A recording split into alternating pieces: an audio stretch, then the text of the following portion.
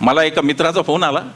म्हटलं अरे मराठवाड्यातून फोन आला. म्हटलं अरे मला ते कळतच नाही, ते बटेंगे तो कटेंगे. म्हटलं का नाही? म्हटलं आमच्या गावात तर सगळे 100% मराठाच लोक राहतात. आता याच्यात कोण बाटणार आहे आणि कोण काटणार आहे? एकही मुसलमान गावात नाही, कोण बाटणार आहे? मी म्हटलं तुम्हाला ते कळलं नाही, बटेंगे तो कटेंगे फक्त हिंदू मुस्लिम पुरतं नाही आहे, ते खाली मराठा विरुद्ध ओबीसी असं पण करण्यात आलेलं आहे.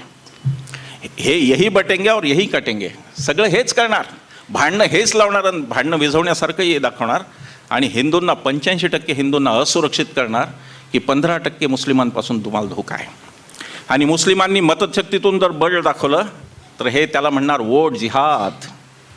वोट जिहाद हा शब्द जे जे भारतीय जनता पक्षाचे लोक वापरत आहेत त्यांना मी सांगू इच्छितो की हा शब्द वापरून तुम्ही थेट बाबासाहेबांचा अपमान करतात. कारण बाबासाहेबांनी आम्हाला वोट दिला आहे आणि त्या वोटला आम्ही धर्माशी जोडू शकत नाही.